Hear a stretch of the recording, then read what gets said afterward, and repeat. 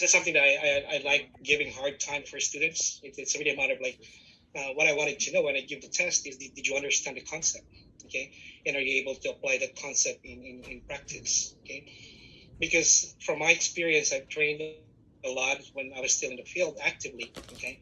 I would get new grads, we would hire new grads, and they would be very, very good theoretically. And then when they are faced, especially that I work in the jail system, it's a little bit the environment's a little bit different. Okay, I would see fresh grads responding to a jumper, or someone committing suicide, or someone becoming unresponsive.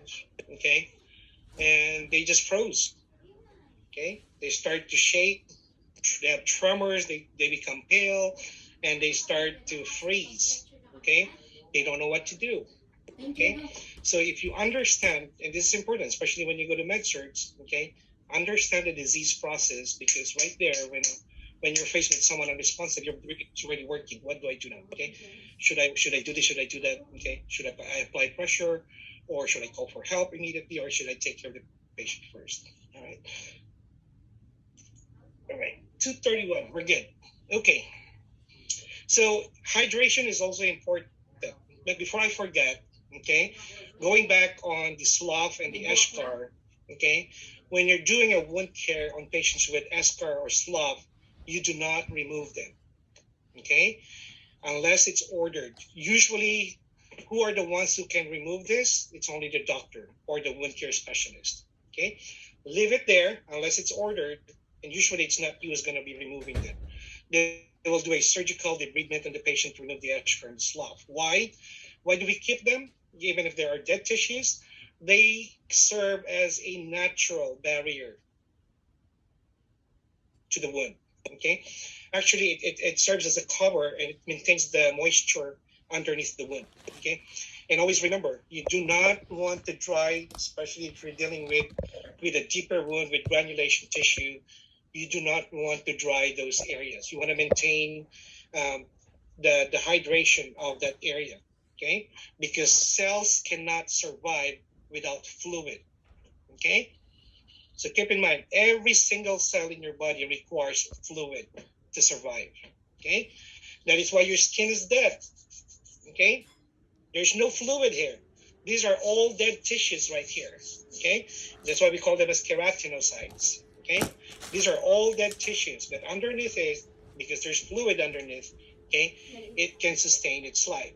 All right, so every day we shed millions of these skin layer, okay, and we just shed them off. Okay, these are dead tissues. Okay, so hydration is important. Okay, if you're dealing with a patient, you want to make sure that you maintain a good hydration on patients who are healing from their wounds as well. Okay, how can we tell if someone is dehydrated? Okay, we said skin turgor. We check for skin turgor. Number 2, observe the periorbital area. Okay, usually a sunken eye would tell you that it could be a sign of dehydration. Okay, we want to monitor the intake and output of the patient. How much urine? Okay, how much output does the patient have? Okay, and again, on average, the normal urinary output per hour should be at least 30 milliliters per hour. Okay, in order for us to maintain a good functionality of our kidneys. Okay, if it goes below 30 mils an hour, then we say that our patient is becoming oliguric. Okay, not a good sign. Okay, there's something wrong with the kidneys now. Okay, so number 4 that you can check is we can do some diagnostic testing, check the urine, and look for the specific gravity. That's another one where we can tell. But clinical inspection, clinical assessment, physical assessment, observe for the skin turgor, sunken eyes, dried cracked lips. That could be a sign of dehydration as well. Okay, and always monitor the intake output of your patient. Right, another, yeah, go for it, please. So for the burn victim, burn patient, why do we need to remove the eschar? For I'm sorry? For the burn victim patient? They don't usually develop those. Okay, so the pressure-related injuries are where you would usually see a lot of these eschar formation, or in some cases, people with with circulatory problem, okay, arterial problem, venous problems that causes a pressure sore, an ulcer, not a pressure-related injury, okay, a pressure ulcer. I'm sorry, an ulcer. Okay, I want to remove that word pressure. Okay, they can develop as well because they can have some deep. It's very similar to a pressure injury if it's something with circulation. Okay, but that is not staged just like the pressure related injury. Okay, we treat it as an ulcer related to maybe a problem with venous stasis or arterial problem. Okay, those are two different words. So basically, the scar and the burn wisdom is different than the scar for the pressure ulcer. Yes. Mm-hmm. Okay. Okay. So remember, depending on the burn again, the burn can be superficial or deep. Okay. Mm-hmm. So you can have a partial thickness or a full thickness and burn as well. Okay. But typically, those eschar and slough would develop mostly in pressure-related injuries. They do in some deeper injuries on wound. They can have slough as well. Okay. But typically, we don't remove those. Those are considered as a natural skin barrier and can maintain the hydration of the cells underneath. All right, turning the patients Q2 hours, we already know that, okay? We want to try to avoid putting our patients in a full lateral position, okay? So full lateral meaning they're gonna lie down on their side. We don't encourage that, okay? So we need a modified lateral position, and that's what we call as the 30-degree lateral inclined position, okay? And it is in your box 9.6 in your book as well. Okay, chair-bound patients every hour, if they're able to move themselves, okay, they can do it every 15 minutes, okay? A fully dependent chair-bound patient every hour, okay? If they're able to have some degree of independence, we encourage them to shift their weights every 15 minutes. So know those differences, okay? A fully dependent, okay, patient, wheelchair-bound patient, every hour we reposition them. If they're able to move independently, 15 minutes, all right? We do not encourage the use of those donut types of cushions, okay? Mm-hmm. They're not advisable because they sometimes cause a congestion of blood in the area as well. That can lead to edema and decreased blood flow to the area, okay?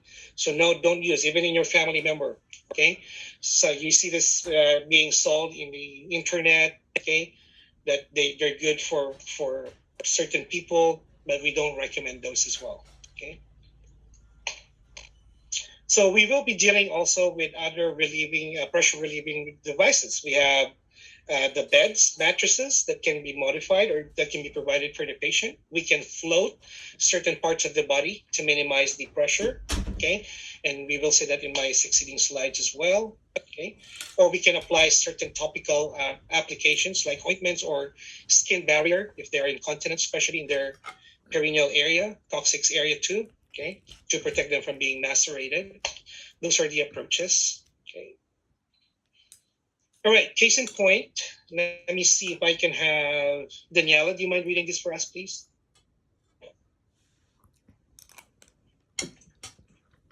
A 91-year-old woman fell in her home and broke her arm. She was later admitted for rehabilitation to a nursing home. She was doing well. Then in 3 months, she lost 25 pounds and developed a stage 4 pressure injury ulcer on her coccyx. She was transported to a hospital where she died of sepsis. Her family's wrongful death claim alleged the family was understaffed. The facility was understaffed, making it impossible to provide appropriate care for patients. Facility records showed the nurse hours were below state and industry standards. The jury agreed, awarding a $12 million verdict. Can you imagine that? $12 million. Okay. Patient developed pressure-related injury, died of sepsis, meaning it's a system-wide infection, body-wide infection. Okay. So they were awarded 12 million. That's how big, okay, when it comes to pressure-related injuries. That's how big the state is, the government is, the state board as well, okay? So this is in your book, okay? How do we position someone on a 30-degree lateral sideline position? I'm going to skip these details here go back to your book and read it. But this is how it would look like. All right. So if you look at the figure again, there are certain bony prominences that are prone, especially with the coccyx and the heel, right? So that where you can relieve the pressure from those areas using this position. It's not a full lateral. It is a modified lateral position called a 30-degree lateral position. Okay, and this is how it would look like as well. I think this is in your book as well. See if how you can relieve the pressure point, especially in the coccyx area, just using this slight modification in a patient. Okay, the good part here, okay, you can maintain the patient in this position and just repositioning the pillows, okay, every 2 hours, okay, can also distribute the areas that are exposed to sustained pressure as well. Okay, so you can use this modification. You can reposition the pillows every 2 hours and still maintain a good float on those sensitive areas as well. Okay, so another device that we can use is something that would float the heels. Okay, so these are boots. These are the types of boots that can be provided for the patient to relieve the pressure on the heels as well. And that's how it would look like on the side view if you expose it. Okay, so there's no pressure exerted on the heel. Okay, or you can use pillows. In the real world, a lot of times we don't have this. The CNAs would use the pillows to float the heel part. Okay. Okay, it should be quick now. Okay, hot and cold, basic principle here. I'm not going to go deep in here, but what should we remember here? When we expose someone on a hot temperature, what happens to the blood vessels?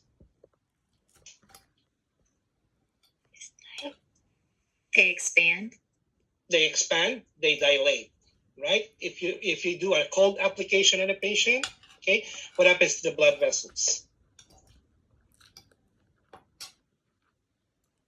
It's constrict. They get smaller, they constrict, right? Okay, so that means by dilating, by constricting the blood vessels, that can change the amount of blood flow as well. Okay, so that is the basic principle with regards to heat and cold therapy. Okay, so if you are applying, okay, again, the approach here, did the doctor order for an application of a dry heat or a moist heat? Okay, so those are the things that you need to look at the order as well. So depending on the injury, okay, and the need of the patient, okay, always check if the order is for the application of a dry or moist heat. Okay, so it is your responsibility as a nurse to ensure that the patient is safe during this therapy. Okay, so that means there will be systematic effect, and this is what I'm pointing you about. Okay, the systemic reaction to heat is the dilation of the blood vessels that can lead to an increase in your heart rate, in your pulse. Okay, so when you have an increase in your pulse rate, some patients can lead to fainting as well. Okay, or it can affect your respiratory and cause the patient to have some shortness of breath or difficulty in breathing. Okay, the systemic reaction to cold therapy is to shiver. All right, because when we shiver, okay, this is one of those heat generating mechanisms that is designed in our body. All right, when you change the set point on your body temperature, okay, if you start to become, remember, how do we develop fever?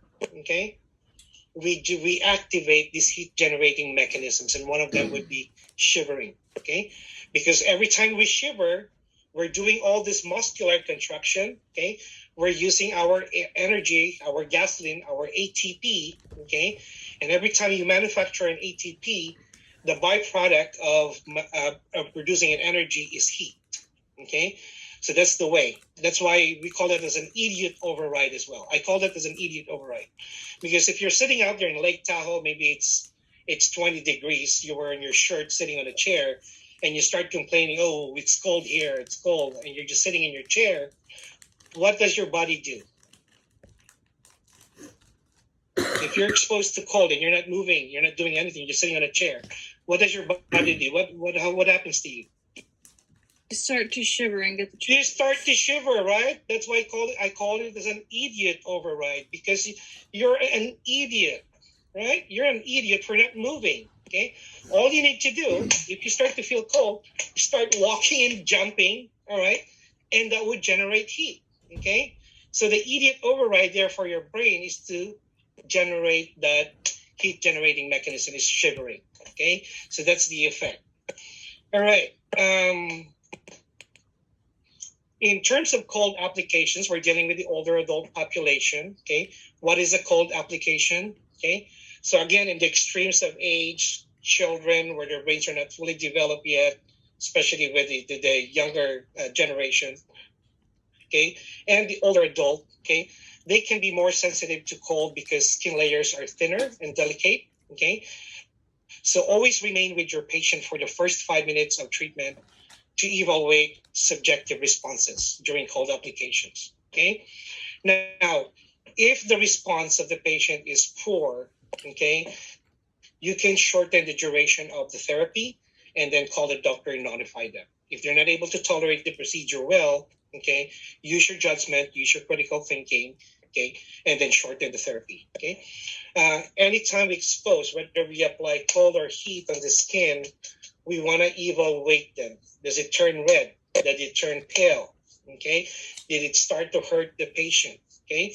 In both extremes, especially for patients with neurological problems, okay, the way they perceive heat or cold can be a very painful experience for them. Okay. They would always interpret that as a burning sensation if they have some neurological deficits. Okay. They're not going to tell you, oh, it's cold, oh, it's hot. Okay. The way they would describe it is it burns. It burns my skin. Okay. So usually when you hear this complaint, most likely the deficit in that patient is neurological. There's some nerve problems in that patient. Okay. So evaluate skin every 2 to 3 minutes after the first 10 minutes of therapy. Okay.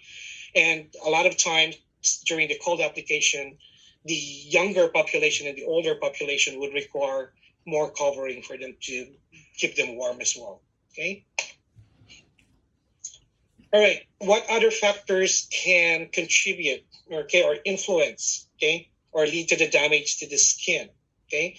Neuropathy, that's a nerve problem. Peripheral vascular disease, that means there's poor circulation. Okay. And spinal cord injury. Spinal cord injury can be classified as a type of neuropathic injury as well. Okay. So they can undergo the same process. They feel the same sensation as people with neuropathic problems. Okay. So damage from heat and cold is more likely to occur with unconscious or confused patients because they may not be able to report or sense feeling of discomfort. So pay attention. Okay. If there's an order for you to apply heat and it's too hot as recommended, okay, they may not be able to complain to you because they don't have that ability to communicate. Okay, so pay attention to unconscious patients or confused patients. Okay, that can lead to further injury on them. Okay, open wounds should be avoided because heat may cause bleeding, and cold may impair circulation because of lack of skin as a barrier as well. All right. Now, in terms of the heat, the local effects, okay, heat applications generally are used to provide comfort and to speed healing. Okay, remember when we apply heat, okay, it improves the circulation by opening up the blood vessels. Okay, so it can promote healing as well and good circulation to the area, but always use it with caution. Okay, patients with musculoskeletal discomfort, such as joint or back pain, may also benefit from application of heat, okay, to the area. Okay, and again, the key here is just going back to the basic principle: improve the flow of the blood by applying heat. Okay, then that means you can bring in more nutrients, more oxygen to the area, more proteins to the area. Okay, that is the basic principle between heat and cold. All right.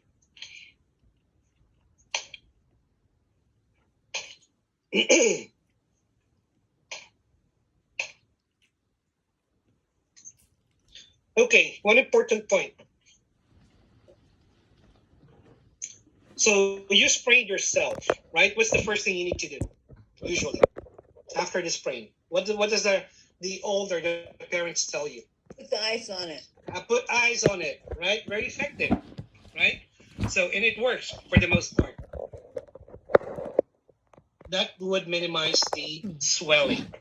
But keep in mind, okay, cold therapy should not be used if edema has already occurred. Okay, so that means once the swelling has set in, okay, it's gonna cause more problems. Okay, so typically after the onset, just as starting to start to swell up, put ice to minimize the edema, right? Okay, the cold decreases circulation to the area. Okay, so remember during an injury, what we need now is more of these proteins, more of these nutrients to go into the affected area. Okay, and by constricting the vessels, you can impair the flow of the blood in there. Okay. So then, is what you're saying is that if the swelling has already started, is heat? Initially, yeah. If it's too late, that's why there is a set time. Usually, the first 24, sometimes of the books is the first 48 hours. You can apply cold therapy and then followed by heat, right? Okay, that's the usual pattern. But if there's already marked swelling in the area, okay, what you want to target now is for the tissues to heal. Okay, Right. and the only way that the tissues can heal is we can put in more nutrients into that area. Okay, Right. so that means if you constrict it by applying heat application, a cold application, okay, you're limiting the amount of nutrients that's going into the area. Make sense? So you want to use heat in order to open it up and Yes. allow the- Initially, if it's just starting, the injury is fresh, use cold therapy. Okay. Okay, that would be the best approach, and that's why I said when you get yourself sprained, okay, grab an ice, apply it. Okay, that would initially minimize the amount of the swelling, and you can still use the But cold. after it swells, then you use heat. Because the reason why we apply heat is now we want to improve the circulation. Whoops. Oop, that was my coffee. Yes, It was sorry. closed. Okay, no spills. Okay, good. All right. Patients who have an altered level of consciousness or are disoriented should be observed frequently during heat or cold application, regardless of. Okay.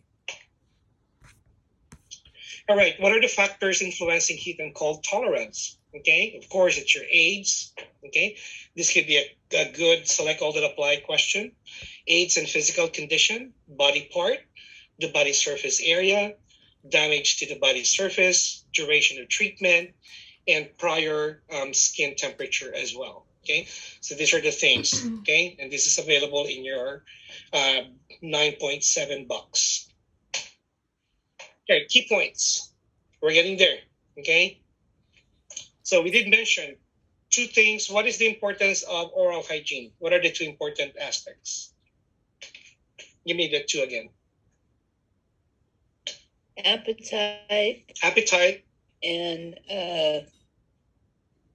hygiene. And the health. Okay? Yeah. Maintain a healthy state of the mouth and teeth, the gums. And number two would be to stimulate the appetite of the patient. Okay. Sometimes the effects of the drugs can leave a bitter taste in their mouth. Okay. And remember, when you're dealing with the older adult population, they're taking not just 2 or 3 medications. They can have 5, 10 medications at the same time, right? Okay. Some of these drugs can lead to what we call as dysgeusia. All right.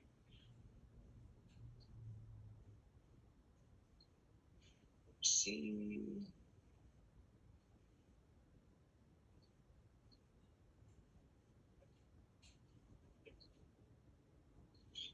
So dysgeusia is the clinical term for the bitter taste in their mouth. Okay.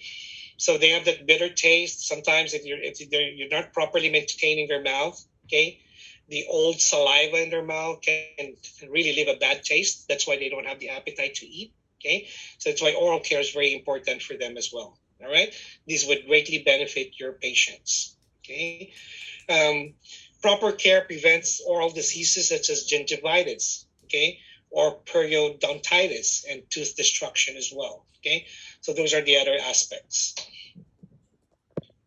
All right. What can affect the integrity of the teeth? A lot of things. Chemotherapeutic drugs, diabetes, disorientation. When patients becomes NPO, we have nothing to put in there, right? Paralysis. These are the things that can affect the integrity of your oral cavity as well. All right. Some points again in terms of when you're doing the oral care and the patient has dentures, if they have both the upper and lower dentures, okay. I don't know what the explanation is, but I just want you to remember every time you replace the dentures, always replace the upper dentures first. Okay, this is a need to know. Okay, when you are doing oral care in a patient, I cannot tell you why. I don't know the reason why. Okay, but every time you reinsert the dentures, always insert or replace the upper dentures first. Okay, so that's a need to know. It shows in NCLEX, it shows in major exams as well. All right, some of these are basic. You can read through this yourself. Okay, shaving. Okay, this is what I want to point out. We just discussed this earlier on the earlier part of our discussion. Okay, for diabetic patients, for patients with bleeding disorders, for taking anticoagulants, okay, especially for patients taking anticoagulants, I want to emphasize that, okay, use electric razors in them, okay, not the regular razors with the blades in them, okay, because that can, if you cut them accidentally, that can lead to excessive bleeding as well. All right, especially for patients with taking anticoagulant or bleeding disorders. All right, so what else? Let's see some highlights here. Hand and foot, I think we're good. All right, thick nails, diabetic nails, who takes care of it? Podiatrist. Podiatrist, okay? How do we clean the eyes of the patient? In what direction? Inner canthus out. Inner Okay. What type of cleansing solution should we use for the eyes? Can I use soap and water? No. Critical thinking. No. What do we use? Saline solution. Just water. Just water, no soap. Nothing, right? It can irritate the eyes, right? So even soap and water. So no, clear water would be good to clean the eyes of the patient. Okay, but again, very important part here is cleansing them from the inner to the outer canthus. All right, with the ears, the way we manipulate. Okay, if it's an adult, how do we manipulate the ears of the patient?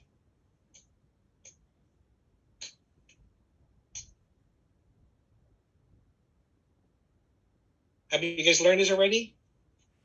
If you're instilling something or you're inspecting the patient's ear, if you're dealing with an adult, you should pull the pinna from back and up. Okay? We did learn that. All right. What about the children? Back and down. Okay, down. Okay, down and back. All right. Adults, back and up. Okay. Right, so here, hearing aids, always check the battery. If they do have some hearing aids and they can't hear you, always check for the integrity of the battery as well. Or is it turned on? Okay, don't call the doctor right away. Do your assessment. Is it working properly? Okay, or is the battery needs replacement? All right. All right, for perineal care, I just want to highlight some important areas here. And again, these are all self-explanatory. I want you to read the book through this one, okay? So for perineal care, for female, what is our direction for cleansing the peri area? Back to front. Back to front. No. Front to back. Okay. Or anterior to posterior. All right. Catheter care, if they have a Foley, all right, it should be performed twice daily. All right. So you want to clean the meatal catheter junction, meaning where the meatus meets the catheter itself. Okay. It's okay to use mild soap and water in that area. Okay. And sometimes you want to apply a water soluble microbial or microbicidal ointment on that area as well, if it's ordered. Otherwise, soap and water will suffice. But important to remember, for someone who has an indwelling catheter, perineal care should be performed, or catheter care should be performed twice a day. Okay. Bed making, go back to your ATI. Okay, you will learn more on that one. Okay. you should learn how to perform an unoccupied and occupied bed making as well. All right.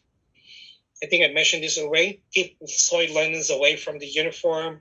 Never place soiled linens on the floor. Okay. Never put soiled linens on the foot of the bed. Okay. So if you're changing the linens on the patient's bed and it touches the floor, you need to replace them. That is the perfect world. Okay. In the real world setting, how many of you CNAs are guilty of this? It touches the floor. Oh, I just got this. It's still fresh. They would still use that one. All right. Okay. So you are going to be tested in a perfect world setting. Okay. Any clean material that touches the floor is considered as contaminated. Whether you just got it from the supply, okay, you need to replace that. Perfect world when the state here. That too. When there's a state, that's perfect world too. Okay. When you're testing yourself here in class, that's perfect world setting as well. All right. So here, when it comes to bedpan or the urinal, okay, you're all familiar with what the bedpan looks like, right? Okay. What angle should you use? Should you elevate the head of the bed if you're helping them with the use of bedpan or urinal? Semi-colors. How many degrees would that be? 30 to 45. 30 to 45. Okay, you want to raise the head of the bed to about 30 degrees. Okay, when you're assisting the patient in the use of a bedpan or a urinal, okay, especially with a bedpan. Right. Okay, so these are the normal characteristics of the urine and stool. You will learn more on this when you have your specimen collection. But typically, again, for urine, it should have a faintly aromatic smell. Okay, it should be transparent at the time of voiding. Okay, it should not be cloudy. Okay, ranges from pale to straw color. Okay, it should yield negative results when tested for protein, glucose, ketone bodies, blood cells, white blood cells, and bacteria. Okay, so that means this should not be present in the urine at all. Okay, so when you test them, you do a urine analysis in the patient. Okay, any presence of protein, glucose is considered as clinically significant. All right, that's the normal urine. Normal stool should be brown. Okay, contains undigested food, dead bacteria, fat, bile pigment, living cells, intestinal mucosa, and water. So that means if I'm going to ask you, where is your metabolic byproducts eliminated? Number 1 or number 2?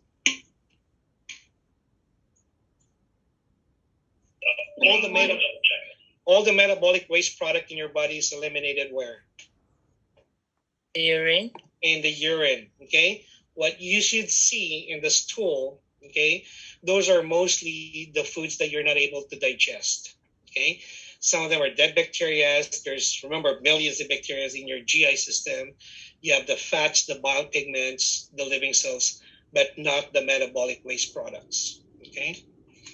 So it's usually soft form consistency. Okay. Not dry and hard, not watery. Okay.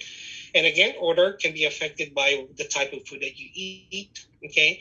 And ideally, it should resemble the shape of the rectum as it leaves that area, okay? That's a good normal stool.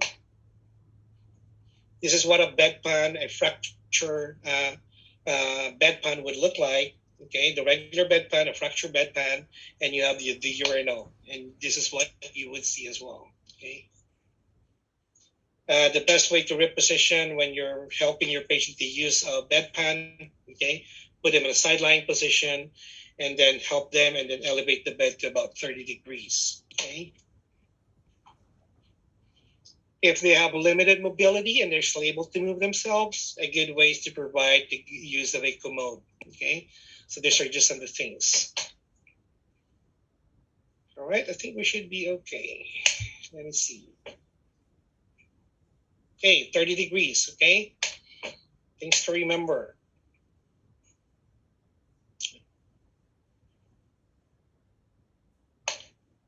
All right, okay.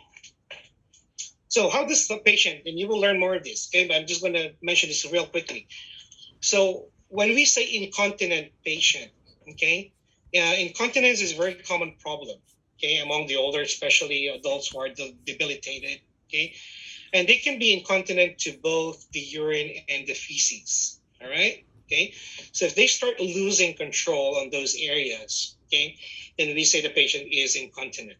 All right, and there are different types of incontinence. We have stress incontinence, okay, functional incontinence, okay. So depending on this one, the type, and you will learn this in your med surg, okay, then that's how we plan our care for the patient. But again, the basic idea here, why does someone develops incontinence? Because number one, okay, make sure you know this one, okay, the pressure in the bladder is too great, okay. Number two, the sphincters becomes weaker, okay, or the patient has developed or has some neurological problems, okay, that can be caused maybe an accident, an injury, or an illness that resulted in neurological disorders, okay. But remember, how many sphincters do you have on your number 1 and 2? Let's do a quick review on your A and P again. How many sphincters do you have? On the urethral canal. Let's start with the number 1, the urine. How many sphincters do you have in there?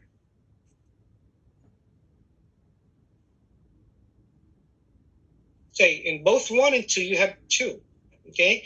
You have the outer sphincter, you have the inner sphincter. Now, I want to ask you, which one is controlled by your autonomic nervous system? Is it the inner sphincter or is it the outer sphincter? Which one can you control? Think of it. One is The outer. The outer is what? Which one can you control? The outer sphincter or the inner sphincter? The outer sphincter. The outer sphincter, okay? So the inner sphincter, what it does, when your bladder becomes full, okay? So this is your bladder right here. There are a lot of sensors right here, okay? So when the pressure of a full bladder starts to exert on those areas, okay, that would send signal to the brain, and the brain will start to relax the inner sphincter, okay? That is preparing you to go into micturition or urination, okay? So for normal individuals like you, okay, even if you're in the middle of a traffic and your bladder, you feel like your bladder is too full and you feel like peeing, right? Okay. For the most part, you're still able to make it home and hold it enough to make it to the toilet, right? And remember, when you sit and when you start, you finish, you have that dip sign, right? So that is your outer sphincter working, okay? So even when your sphincter is already relaxed and you already feel that fullness, okay?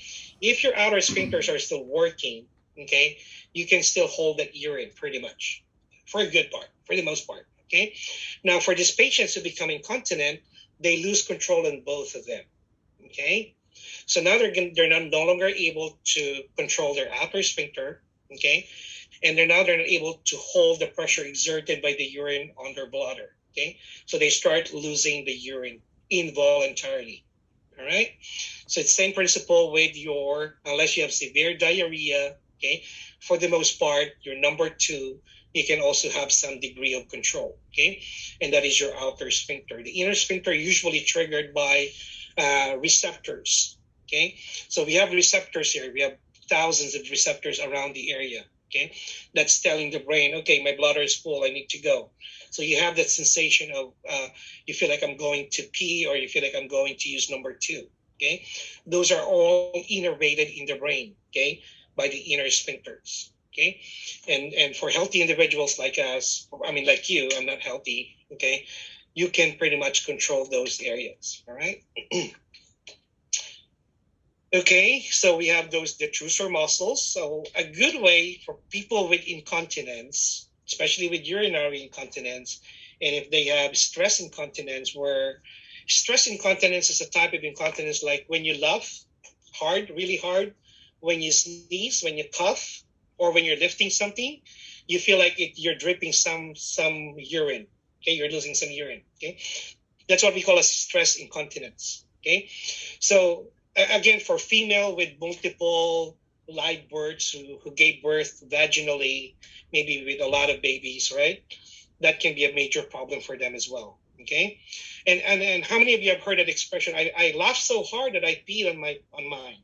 I peed on myself, right? Okay, so that's what we call as a stress incontinence, and this can be corrected by either retraining the pelvic muscles in your own pelvic muscles called Kegel exercises.